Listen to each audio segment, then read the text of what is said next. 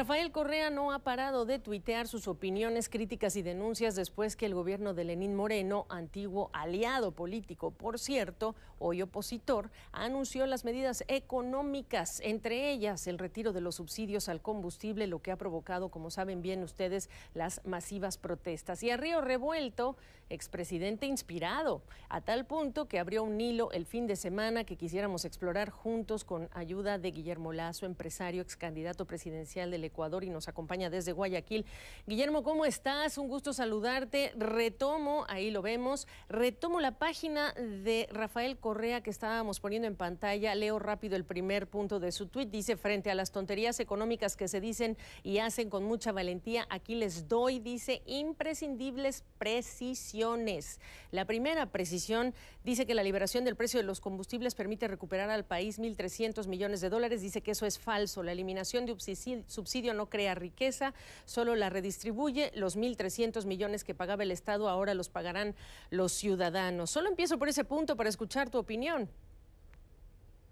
Gabriela, muy buenos días. El Ecuador ha vivido durante los últimos 12 años manejando su economía sobre dos pilares. El primer pilar, el alto precio del petróleo, y el segundo pilar, el endeudamiento público, tanto interno como externo. Llegó el momento en que ya el precio del petróleo cayó, no se puede emitir más deuda y el gobierno se ve frente a una realidad. Elimina subsidios, sí. Yo creo que la economía requería una estabilidad y ahora tenemos un problema, que es un problema político instigado por quienes quieren desestabilizar la democracia en Ecuador.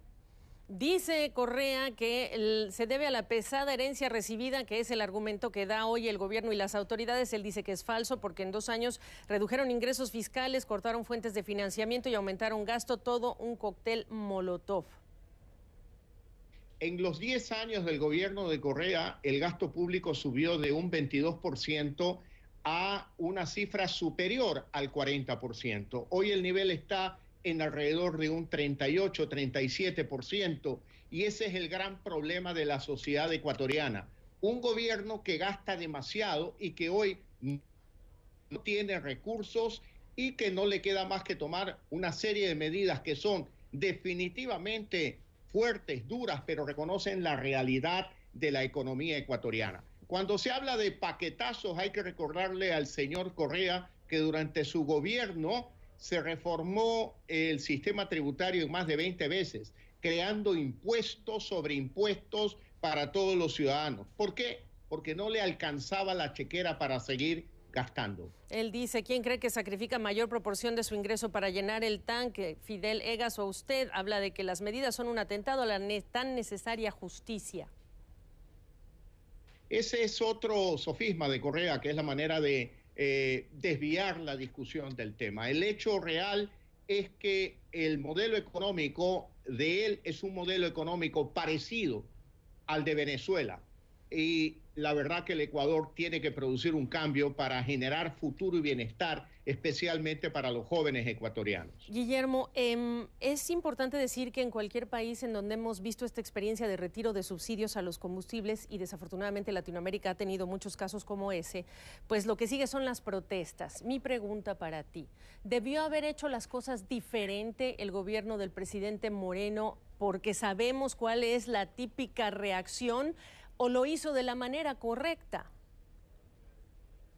Pongamos en contexto mi respuesta. Tú sabes que yo soy opositor a este gobierno. Competí en el año 2017 con Lenín Moreno, ¿sí? Y finalmente la historia es la historia. Ya está él al mando del Ecuador en este momento, y yo lo que creo es que sin duda alguna son medidas que han golpeado a la clase popular.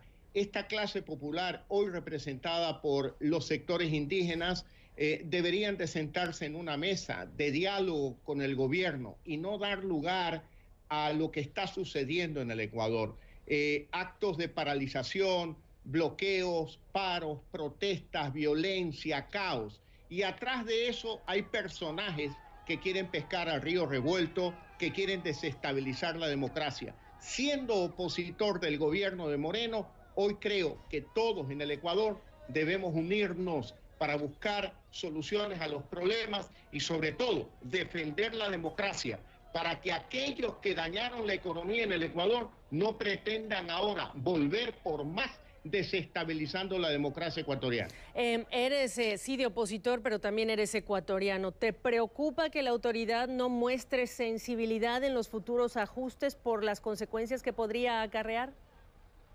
Yo creo que a nadie le gusta que le suban el precio del combustible, sin duda alguna, a nadie. Y no encuentro una manera de qué gobierno pudiera ser simpático diciéndole a la gente, te he subido el combustible. Esto es consecuencia de la farra de los últimos 12 años. Y lo que yo quiero insistir en este mensaje claro es que aquellos que produjeron un daño en la economía ecuatoriana, no le podemos permitir que se parapeten atrás de legítima protesta del movimiento indígena. Legítima siempre y cuando esté dentro del marco de la ley, en paz, sin dañar bienes públicos, dañar bienes privados, porque eso complica aún más el problema. Yo creo que lo que vive el Ecuador es lo que vive una familia en el mundo. A veces hay peleas, pero las peleas se tienen que resolver sobre la base del diálogo y la unidad. Y como dicen por ahí, no olvidar y no olvidar que a río revuelto, etcétera. Gracias, Guillermo. Muchas gracias, Gabriela.